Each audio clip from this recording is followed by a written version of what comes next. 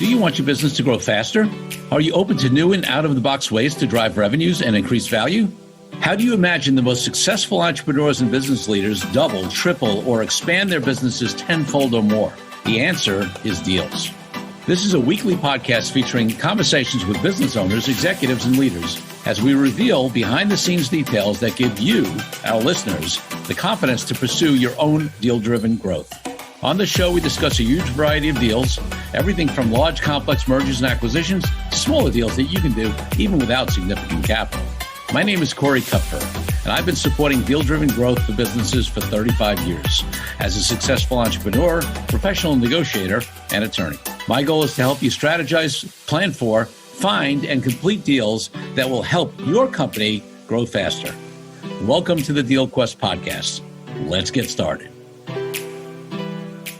Jeff Wald is a serial entrepreneur, board member, best-selling author, keynote speaker, and investor. His previous company, WorkMarket, an enterprise software platform that enables companies to manage freelancers, was acquired by ADP in 2018, where he served on the senior leadership team until 2020. Mr. Wald has founded several other technology companies, including Spinback, a social sharing platform, eventually purchased by Salesforce.com. He's served on numerous public and private boards. He's been an advisor to numerous companies and entities, including XPRIZE's Rapid Reskilling Initiative. He's the #1 best-selling author of The End of Jobs, The Rise of On-Demand Workers in Agile Corporations. He's been named several times as one of the top 100 most influential people in staffing and staffing industry analysts. He's got a great background. He's a Harvard MBA, a YPO member, Mensa. I mean, you can check out his full bio on the website, but he's definitely not only well-credentialed, but is going to be a great guest. Hey, welcome to the podcast. Well, that's a lot to sit through, but I am glad to be here. Super excited for the conversation.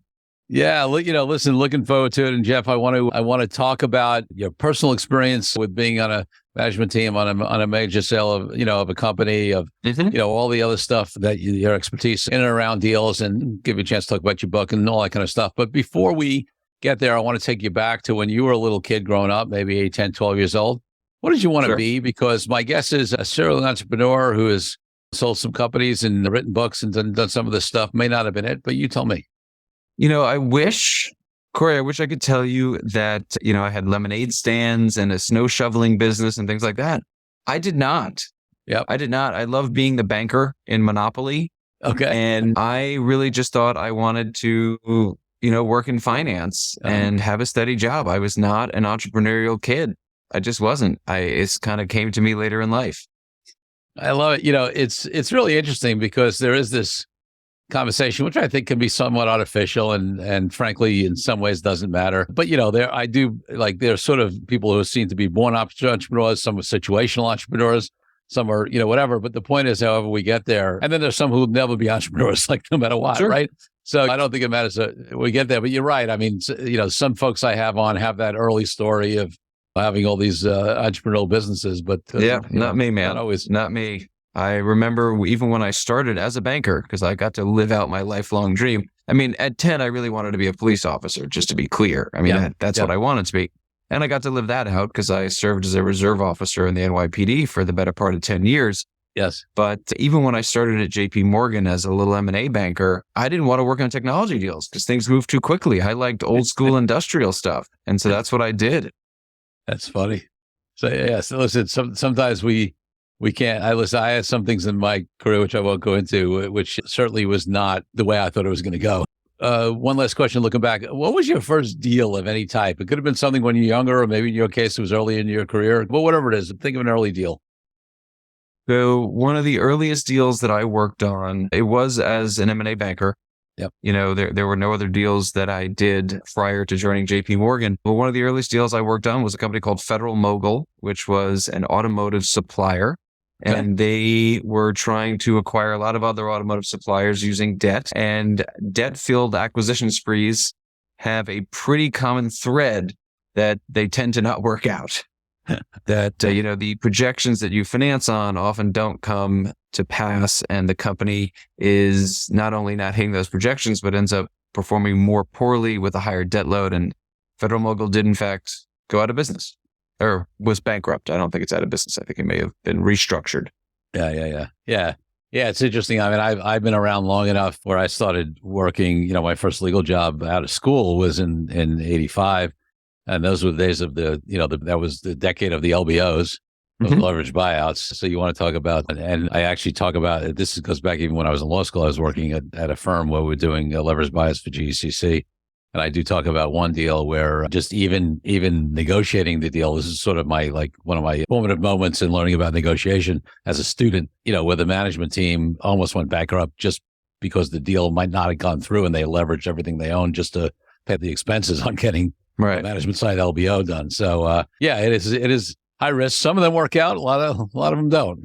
So Look, I don't know if it was that or a few other experiences in my life, but it had created a lifelong allergy to debt.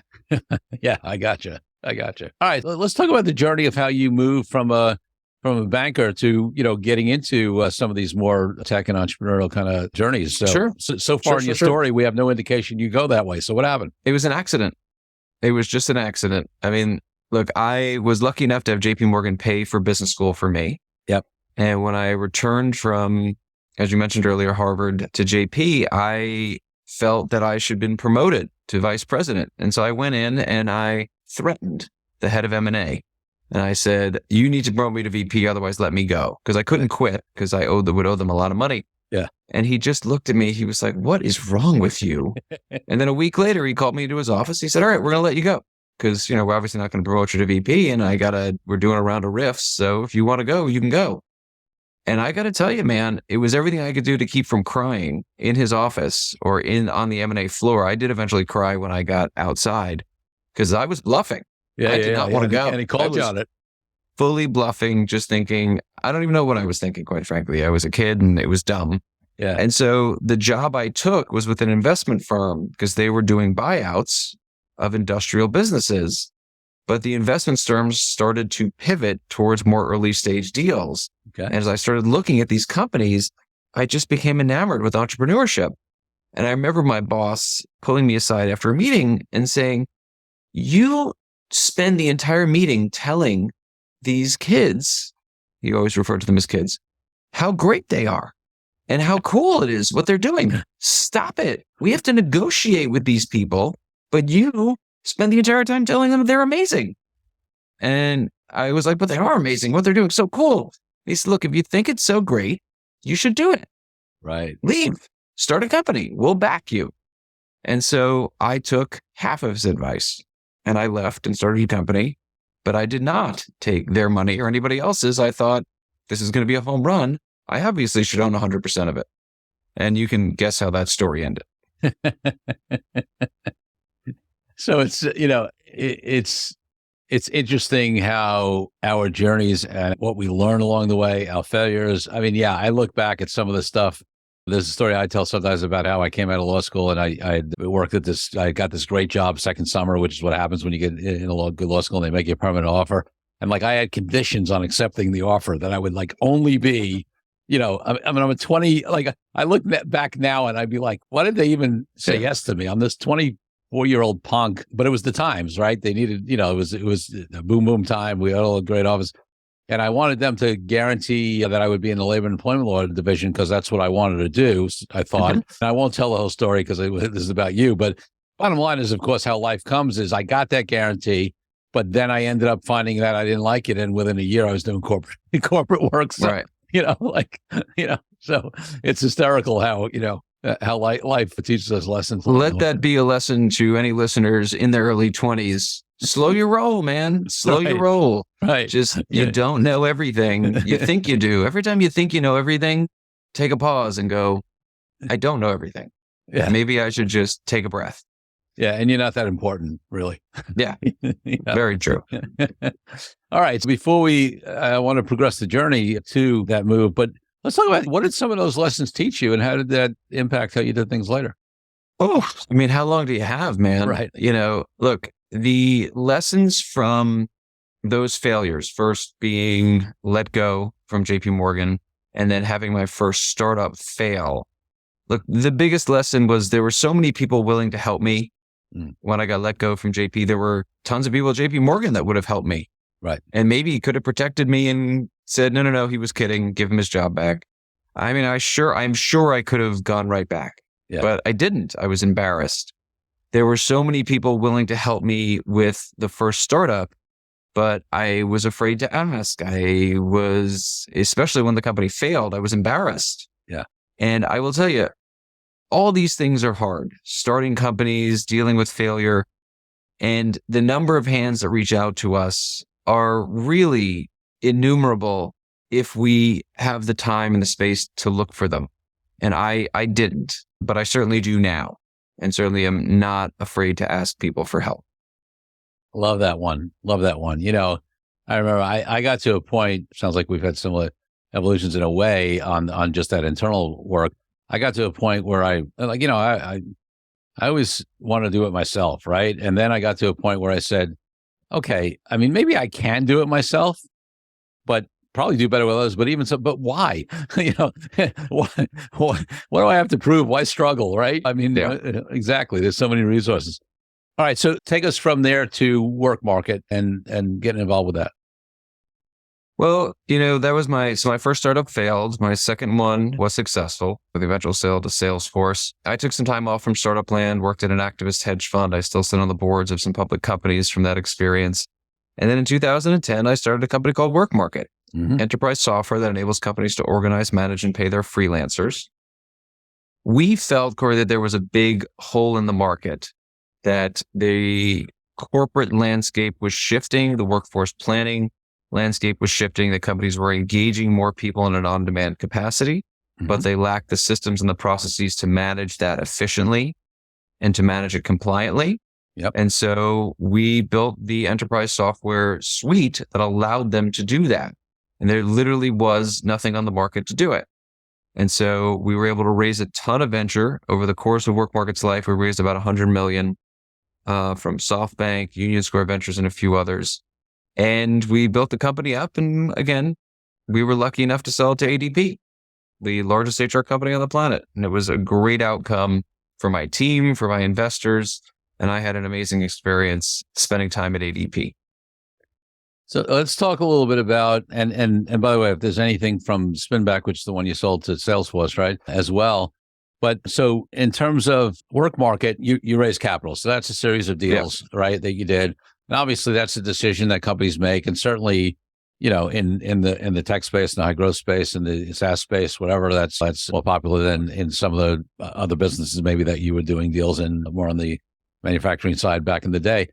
There are horror stories in raising capital. There are amazing stories in raising capital. There are, places where things go wrong, they go right. So what does it have? I mean, by names, you had great investors, right? Great capital partners. Talk to us about that process and some of the things to look out for there in terms of, ways to vet the right capital partners and mistakes that could be made. Well, I'll start with this in terms of getting to the right capital partners. Yeah. The cold email is mind-bogglingly dumb to me. Yeah. I return 0% of the cold emails that I get. Yeah. And I am a big angel investor now, and 0% of the cold emails that I respond to. I respond, however, to 100% of the emails from somebody I know asking me to talk to somebody they know. Right. 100% of the time, I will take that call, that email, because if it's somebody I know, they're going to go, hey, can you do me a favor, talk to this guy? Or, hey, I think you might be interested in it. Great. Happy to do that. And you know what helps there, Corey? LinkedIn, man. Just go on LinkedIn, find my profile, find who you're connected to me through. Yeah. Because there's a massive probability that we are connected through some people. And so, it just blows my mind that people send these cold emails and they think someone's going to write them a check from that. I'm sure it's worked somewhere, but that is a minor outcome. So don't start trying to raise your money that way. Yep. Work your network and see who you know, who they know, and get to the right people. That's point one. So let's say you're lucky enough to get to a bunch of people and you have a choice on who you take money from. I will say my boss at the venture firm, who is an awful human, just terrible, just the worst. But he had a few good sayings. One of them was, you can name the price if I can name the terms. Yep. And so always be very aware of that. People really focus on the headline price, especially the valuation. Oh, we got raised money at 500 million. That doesn't tell me the whole story. What's the preference stack? What are the covenants? What are the negative? What are the things they have control over? That's more important in many, many cases. Yes. And yet another great saying, which is money comes with people attached. Yeah.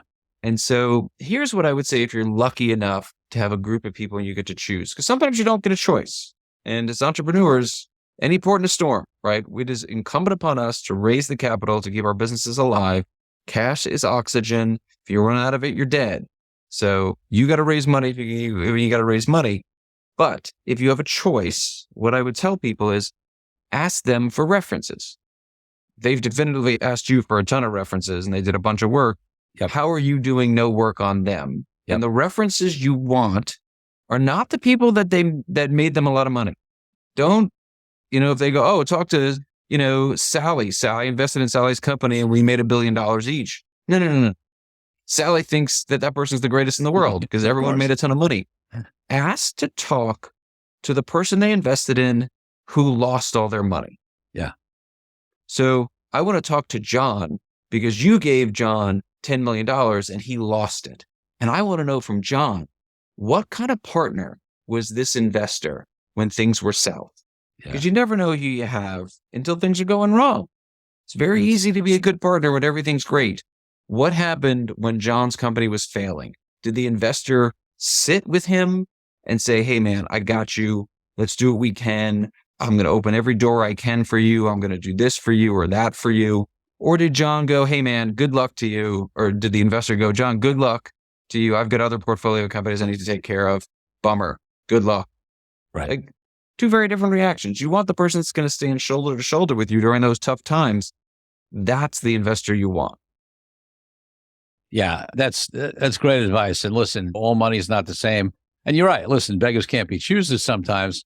And then listen, certainly if you are somebody who has a track record, you're going to have options, right? If you're a first-time person, then you may have fewer options. But still, I mean, listen, you said it generally, money's oxygen. If you absolutely need money, you're going to go raise it. But that doesn't necessarily mean for every company, if they don't have the right capital partner, they have to raise money today. There may be other alternatives, right? Sure. Like slowing the growth. That's not ideal. Strategic partners, other deals you can do that might get you through because, obviously a really bad partner is a bad partner. But yeah, when you have these options, and I love that advice. Yeah, because when things are going great, yeah, sure. Everybody's friends. It's all good. Yeah. And when things are going poorly, Corey, you never meet the bad partner. You never meet the guy that goes, well, I am the one that screwed that up. I mean, they were lucky I did not stay longer because I really would have buried everybody. Like, you never meet that guy. You always meet the guy, oh, man, everyone else screwed it up. I was telling them what to do, blah, blah, blah. Yeah. So talk to the person that had a bad experience and find out, what was it like? That's important. Now, even in the most positive situations with the great partners raising capital, I mean, raising capital, and we've talked about this before on this podcast, but I mean, it just changes the trajectory of a company. I mean, I've got some friends in Clyde, I got a particular, good friend of mine now who's really on that. He's on a cutting edge robotics kind of company, and he's been fortunate enough to raise a few rounds of capital. And when it comes down to some decision making, it obviously affects the decision making. He ran a previous company, just as an example, for about 15 years that he started on his own and never raised capital. And it's just a different trajectory. I mean, there's an expectation of growth, which means that, there's more bigger decisions, riskier decisions, that kind of stuff. Talk a little bit about that experience. And then obviously you did it successfully and had a nice exit. But how does that change the founder and the management's decision-making process? I think it's something that people don't think a lot about, especially, and we've obviously exited a very frothy VC market, but a year ago, people were really trying to get the higher and higher valuations. And I would say to founders, the only valuation that matters is your last one. Right? Like, you can have as much money as you want on paper. I've got plenty of friends that on paper had hundreds of millions of dollars and ended up with nothing in their bank accounts. Like, what matters is that last valuation. And if you raise money and you're keep moving the bar up and up, you have to grow to meet that. Yes. And okay, I mean, with the capital, maybe you can do it, but you shouldn't take money just because you can. And you certainly shouldn't take the highest valuation money just because you can. Because let me tell you, who's going to get burnt by that? The common equity holders. You know who the biggest common equity holders are? The founders. Yep. Right? So like, it is money comes with people attached, we talked about, but money also comes with expectations attached. And so know what those expectations are when you take that money. Know if I take this money, what is it building me a bridge to? Because I don't want to take so little that I build half a bridge. Right. I didn't get to the $1 million in ARR I needed to raise more money. So what was the point?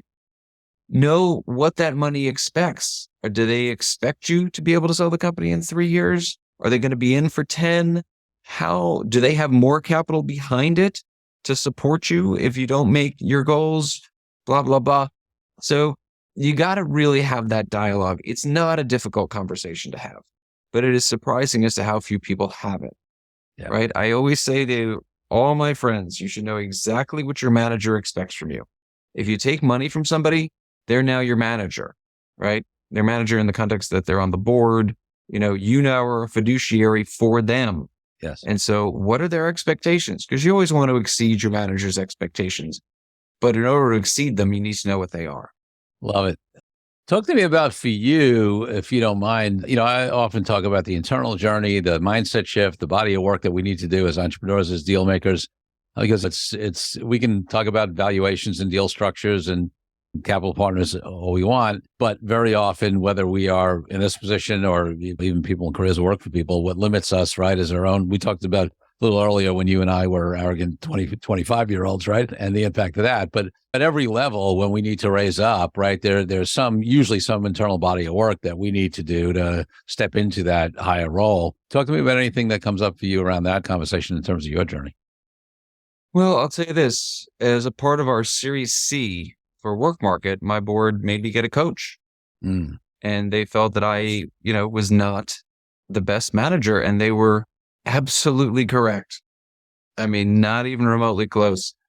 We don't need to go into all of my failings here on your show, but look, being on that journey of self-improvement, having that growth mindset, knowing you don't have all the answers, like these all sound great and they sound easy to do. They are very, very hard to do in practice. Yeah. And my coach would always say, I am a recovering fixed mindset, right? The opposite of a growth mindset is fixed mindset. Yeah. And he'd always say recovering, right? Like he still has work to do and he does this for a living and he's as good a person as I know. But the journey that I went through him and the work we did together helped me become a better manager, a better leader, a better person. Yeah. And it is probably the best thing that came out of Work Market for me, which is kind of crazy to say given, what we achieved from a monetary standpoint. But that journey was unbelievably important for me in all aspects of my life. I love that. And I appreciate you being willing to talk about that, because I think that's something that folks sometimes overlook or underestimate or don't realize. And it also shows that you had good partners and good board members, because they didn't say, hey, you're out of here. They said, hey, there's certain aspects. I'm sure there were certain aspects that we're very happy with, certain aspects you can improve upon. And hey, we think you should get a coach. I mean, those are the kind of partners you want, right? I was unbelievably fortunate with the investors, board members, advisors that we had at Work Market, without question. Yeah. Let's take a break from the show for a minute so I can invite you to a new way to determine your deal readiness. I created a fast and easy assessment that will determine exactly how deal ready you are. Once you complete the assessment, I use your responses to identify the obstacles that are holding you back from being a deal-driven growth genius. It's as easy as heading to CoreyKupfer.com/assessment. That's CoreyKupfer.com/assessment and filling out a few multiple choice questions. I'll be checking in after the episode to see what your results are. Now back to the show. All right, so let's talk about the decision to exit, right? I mean, that's always a decision on when, what's the right timing, what's the opportunity. It's interesting. I mean, in a funded company, to some extent, there's sort of a path and a rhythm and timing that comes, at least theoretically, with this that's different than companies that aren't funded, because you raise certain capital, there's expectations, a certain return from the. But still, that's not locked in stone, and market conditions, things change, and there's always a decision on, hey, is this the right time, and is this the right buyer? Obviously, without disclosing anything confidential, but when did that come into play? What had you make that decision at that time to exit? Well, I'll tell you this, Corey, and I'll tell you what I said to the board as we were making this decision. which is, this is just math. We have an offer from ADP at X. Yep. The investors are willing to put another 25 million in, which would have given us another 2 years. Yep. There is the probability that we would increase our revenue trajectory or hold the revenue trajectory. We were growing, 70% a year. There's a probability that we wouldn't grow that quickly. There's a probability that the capital markets move, that there weren't that many buyers for Work Market, right? This is not a company that a ton of different entities could have bought. Yep. And then there was the dilution that we would take for taking Work Capital. So what's the probability that X is going to grow to at least 1.5x to make up for the dilution and the time value of money, and then maybe a little bit more for the risk associated with it? Yep. And I have zero regrets as to what we did, because that math to me was very clear. I think ADP paid a fair price, not an excessive price. Yep. ADP may have a different point of view, but the company, Work Market is actually very well within ADP. So I think that they're happy. But again, I wouldn't pretend to know because I've been gone for 2 years. I left in September of 20. My lockup period ended. Yep. And so, look, we didn't go looking for ADP. It's not like we hired a banker and they searched the world over and ADP won a bidding process. Now, it is true that we hired a banker and ADP did win a bidding process, but ADP launched that process by making an offer for Work Market. Right. I had gotten to know the team at ADP. I think that as one of the 10,000 different jobs a founder and leader of a company has is to keep one eye on, again, of 1,000 eyes on what the potential exits are. And so I always made sure I was in touch with the heads of corp dev at anyone that could be a potential buyer for Work Market. And so I'd gotten to know the team at ADP. They kept coming by just to check in and talk. And I'll spare you the whole story. But, went to dinner with the president of ADP, head of corp dev, and they took a piece of paper and they slid it across and they said, "That's our number." I looked at them. I'm like, "Seriously? This is how we're doing this?" All right, cool. So I opened the number. I put it back down. I said, "Okay, we'll get back to you." And they said, "That's it." And on the one hand, my answer externally was, "Gentlemen, I am one member of a 5-member board of directors. While I am the largest individual shareholder, Yep. It is not my decision. We will meet collectively and come back to you with a response." My internal response was, "Oh, this is freaking awesome." Right. And I was freaking out. But, that was the process. They came and found us, and then we hired a banker, and then they won the auction anyway. They were not thrilled when I said we're hiring a banker. They thought they could preempt a process. And I said, "Well, I can appreciate how you're not thrilled, but I'm not solving for your excitement and your feelings here." Yeah, I mean, listen, that it is the old advice, right? If you're a seller, you want to run a process. If you're a buyer, you want to get an off-market deal, right? That's of course. But I will tell you this, man. The ADP team could not have been more professional, more thorough, more thoughtful. They looked the world over for an entity to help them. I mean, look, ADP is the best in the world at managing full-time workers, whether it's the payroll of full-time workers, the human capital management software for full-time workers, and they wanted something for the on-demand worker. And they looked the world over and they came back and they were just very clear that there was nothing else in the world, which I knew. There's no one else that could do what we did. And so they felt they needed to have it and they made the right efforts to get it. And a nicer group of people and a smarter group of people I have not met. Yeah, and listen, I don't know the specifics of the situation, but obvious to me, looking from the outside, that's a classic situation. I'm sure the first conversation they had was build or buy, right? Because that's always a question. 100%. Companies have, right? Maybe we can build this. We do. Yep. We do. Obviously, they made a choice that it was better to buy, which is very often the case for big companies because it accelerates the process significantly. Maybe they build it well, maybe they don't, right? And for them, ultimately, with what they can leverage it to, even if they're paying more than any other buyer or that, you thought it makes sense for them. So they made the build buy decisions they buy, then they scouted out to see what is there out there to buy. And then they found you guys, or maybe they just knew of you guys. Sometimes it works where it seemed like somebody doing something. They're like, whoa, okay, that's an opportunity. Should we buy I'll tell you this. Or can we build it? They actually came up with a thesis on their own and then looked the world over. Got it. And found us. However, I will say this on the build versus buy, 2 quick thoughts. One is the people that want to build, when you do get internally, they still let you know. There were a number of ADP execs that would come up to be like, I really argued against this. I thought we should have built it on our own. I'm like, Right. why are you telling me this? Okay, you're a jerk. Thank you. Like, what Right. was your point? Like, Right. you just Right. annoyed me. It's water But under I the always bridge. found that What are we fascinating. going to do with that now? Yeah. I'm like, okay, like, did you want me to respond to that? Like, sorry. But the more important thought is this. I think everybody is aware that the valuations in the venture market keep going up. And yes, there's been a pullback, but there's still not a pullback to like sanity. And I think everybody knows that the corp dev people at big companies sit there and go, wow, those valuations are getting ridiculous. But every now and again, they still have to make a buy because sometimes something strategic or blah, blah, blah. I don't think what people appreciate is the build versus buy conversation. Once the corp dev person identifies the opportunity and starts to have that conversation, I don't think people appreciate that the build is decreasing in cost. Mm-hmm. So for a company like ADP, 10 years ago, ADP never could have built something like WorkMarket. They just couldn't. I don't mean any disrespect to the teams that were there at the time and whatever. And obviously they felt almost 5 years ago that they couldn't build it. That conversation happened. But I'll tell you this, based on the people that came up to me, it was close. Mm-hmm. Now they could build it. They have gotten so much better. And that is not just a compliment to ADP because they happen to have excellent leadership and they've massively increased their technology departments and things like that.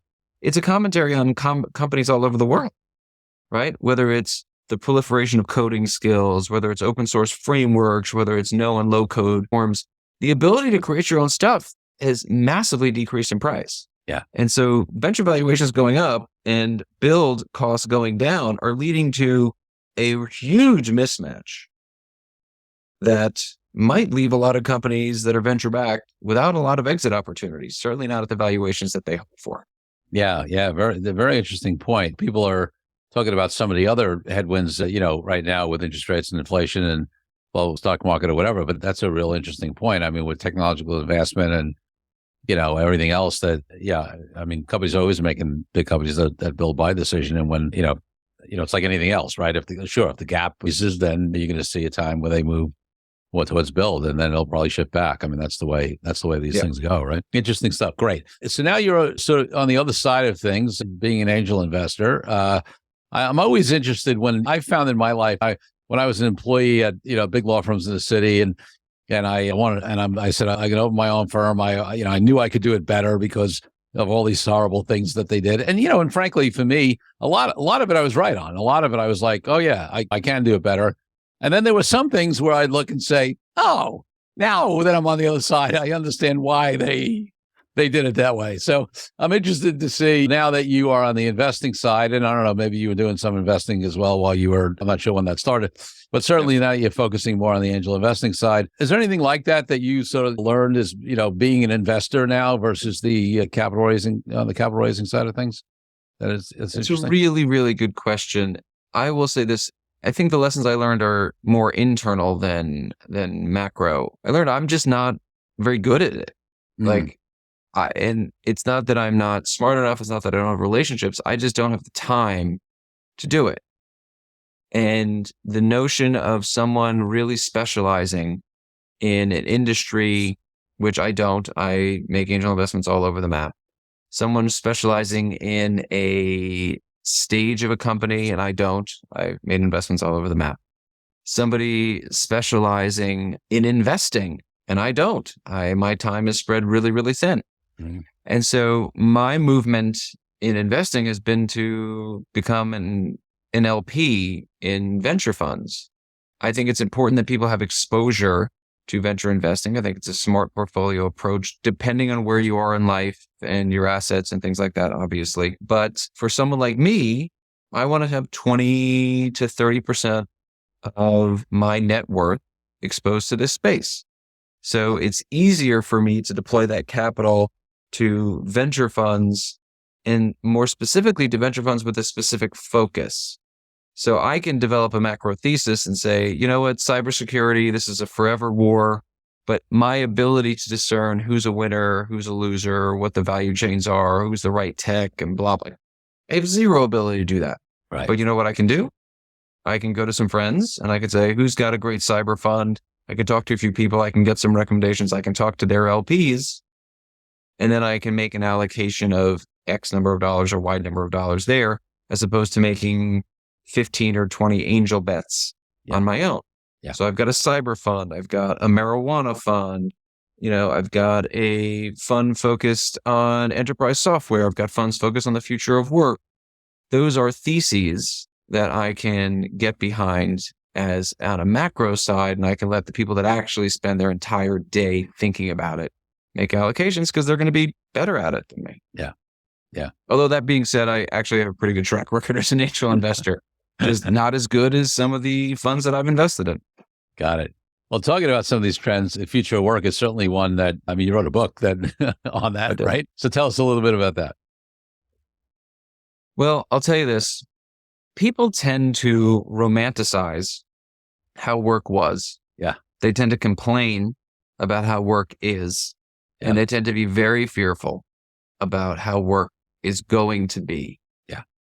And that is despite the fact that almost uninterrupted over the last 200 years, since we really have the beginning of what we call a job, almost uninterrupted over that period of time, work has gotten easier, more lucrative, and safer. And so the idea that it's suddenly in the future, all the jobs are going to go because of this, or, oh my God, everyone's going to be an on-demand worker. Or robots are going to take, AI is going to put us all out of, but robots are going to take all our jobs, whatever it is. I'm not saying it won't happen. I'm just saying I don't have any data to support the idea that it's suddenly going to. Yeah. And so I think it's super interesting. That's what led me to write the book, is that everyone freaks out about it, but they freak out without any context to history, any context to the data in the world of work, and any context into how companies actually do labor force planning. And when you look at those three lenses, I'm not saying it creates a crystal ball, but what I am saying is you have a well-reasoned point of view on the future of work, which is the future of work tends to look a lot like the present day of work, just a little bit better. Right. That is what tends to happen. So, we can go through example, industry by industry, job function by job function, but the future of work, I think, is still very, very bright for workers in all industries and all sectors. And listen, I do think one of the things that as people first of all, a lot of people just are afraid of change, period, right? And a lot of people don't like uncertainty. Even like, it's one thing if they know what the change is, but if they don't know what the change is, right, that's even worse. I remember when I left big law practice and started my own law firm with no clients, right, at 5.5 years, 6 years out of school, all these people told me I was crazy, right? Right. I was leaving what was going to be a little over $100 some odd $1,000, which is good money for a lot of people now, but certainly in 1992 was real money. And then, a year and a half later, when I had an office down on Wall Street with a view of Statue of Liberty, and we had a party and everybody came, they all tell me how they knew I'd be successful, but they didn't remember telling me I'd be crazy because, of course, by the time they came and saw the nice office, it was real to them. They could see that it was tangible, whereas before It wasn't, right? That's just human nature. So I think that's part of it. But then also there's the micro conversation, right? Because what you're talking about, and I 100% believe in it, is that is on a macro level. That's the way it trends. But what happens in those macros is that there's disruptions on a micro level, right? So somebody who works in a particular industry that's going to get disrupted by some technology or change or whatever, and maybe they'll have a risk of losing their job in that moment. They're not excited that the macro trends are exactly what you said. You are unbelievably correct on this. I just made a statement 2 minutes ago to say all industries, all workers. That is obviously an incorrect statement. I should not have made this statement. Most industries, most workers is what I should have said, because there are winners and losers in this. Without question, there are jobs that automation will cause a net decrease in the number of those jobs, to the point that pick a number, 5 years, 10 years, 20 years, those jobs are all gone. It is without a doubt possible for a number of different specific job functions. The fact that all jobs are increasing, the fact that the standard of living continues to rise, the fact that the number of hours worked continues to fall is no solace to somebody in the town where the factory closed. Yeah. Of course not. And I will say this, I am very optimistic about the future of work. The thing that I fear is exactly what you're alluding to, which is we as a society have done a very poor job of supporting the people, the families, the communities where change has occurred. Yes. To help them reskill, retrain, maybe move to the places, the industries, the skills where jobs are growing.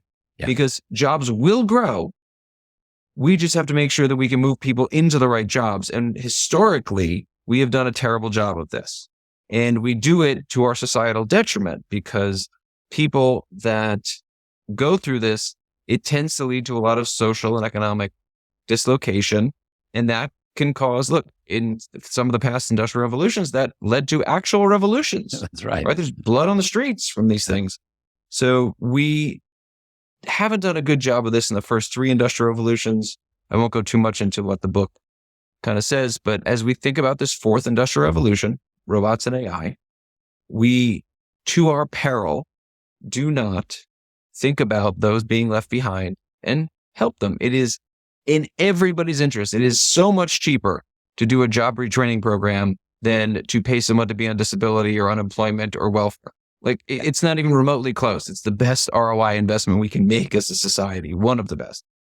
So that is the thing that worries me. Not that there will be no jobs, but that we'll do a poor job again at supporting those being left behind. I so agree with that. It was, I raised it, and it's mind-boggling to me because you're absolutely right. And it also creates these bad incentives and horrible fight. I remember we used to, when I was back working at big law firms in the city, one of our clients, we used to represent a bunch of newspapers, right? And that was in my first year when I was doing some of that labor management stuff before I moved to the corporate deal stuff. And at that time, it was when they were shifting from hot press to cold press, right? Basically moving from hot press to digital. And they had all these pressmen, as they would call them back then, who, because the union contracts, continue to have jobs and literally showed up for years without ever doing any work because there was no hot press going on anymore. But and listen, I get it. Like, people may jump to a quick judgment, anti-union, whatever, right? I mean, from a societal and economic and efficiency point of view, and even for the people, I mean, who wants to really go in and not have any valuable work, right, for that person? How do they feel about themselves?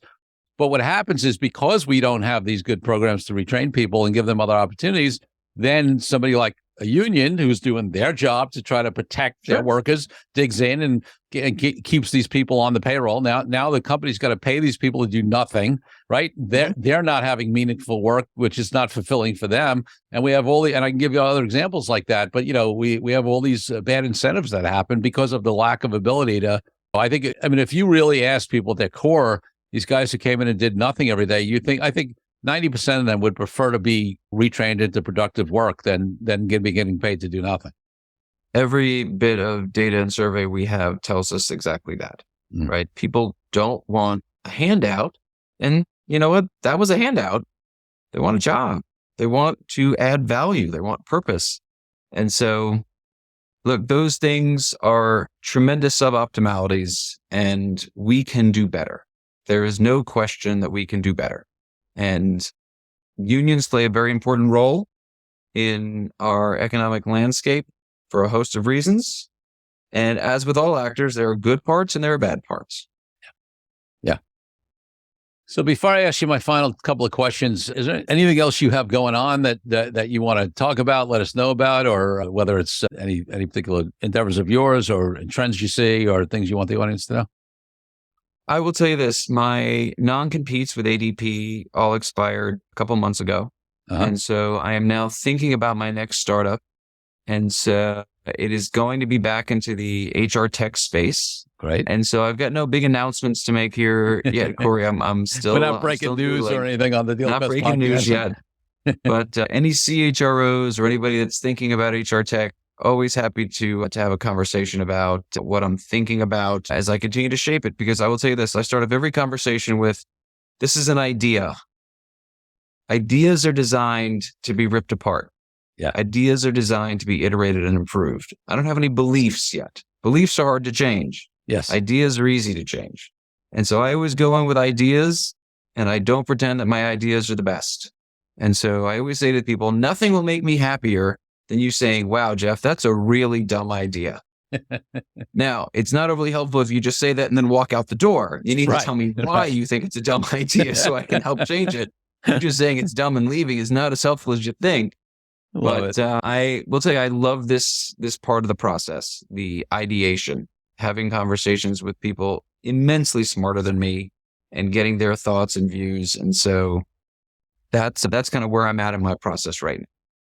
Well, listen, there's a lot in that statement, including the fact that we've clearly come full circle. In the beginning, you were this kid that had no entrepreneurial ventures, went into a job in finance, and now you operate the way you operate, and it's about the ideas and moving them forward. The next time, of course, I mean that's what entrepreneurs do, is right. They can, in this case, when the restrictions run out, right, it's time to build something new. So you've definitely come full circle to become a real entrepreneur by far. That's for sure. So listen, if people want to talk to you about the opportunities in that space, or they want to just know more about you, find out about the book or anything else you're up to, what's the best place for them to go? Well, there are only really two places to go. One is LinkedIn, which is the only social network I really use.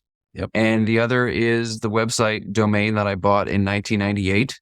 jeffwald.com, which sat completely dormant for about 20 years before I finally, actually 24 years before I finally put stuff up on it earlier this year. So jeffwald.com has got everything Jeff Wald related in terms of the books, in terms of speeches, in terms of getting in touch.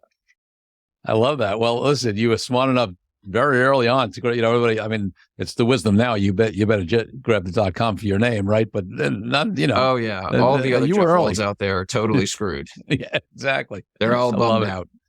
So Jeff, my final question on the podcast is always about my highest value in life, which is freedom. And for me, that means everything from freedom for all people from oppression around the world to why I've been an entrepreneur for decades and haven't had a boss. What does freedom mean to you, and how does it impact your life and business? Well, as a fiercely patriotic American, the first thing that comes to mind is the freedom that we are granted in this great country, freedom of religion and freedom of speech and all these things. And the first thing that comes to mind is how grateful I am that I was born here and I get to work and live and build a life in the United States of America. Jeff Wald, thanks for being such a great guest on the DealQuest podcast. Thank you so much for having me. Thank you for joining me on this episode of DealQuest, where we help you understand how deal-driven growth can be your ticket to freedom. I want to invite you to a unique way to tap into the wisdom and experience of the DealQuest community. Join the DealQuest Deal Den Zoom calls, a free monthly 90-minute mastermind. In the mastermind, we address all the challenges you may be facing and help support you with the opportunities that may arise in terms of deal-driven growth. You will get input not only from me, but all the members on the call will collaborate and serve each other in a mastermind format. To sign up for the free mastermind, go to www.corykupfer.com/dealden. That's corykupfer.com/dealden. I'll see you there. I'm Corey Kupfer. Until next week, wishing you the freedom and financial prosperity that I know your DealQuest will bring.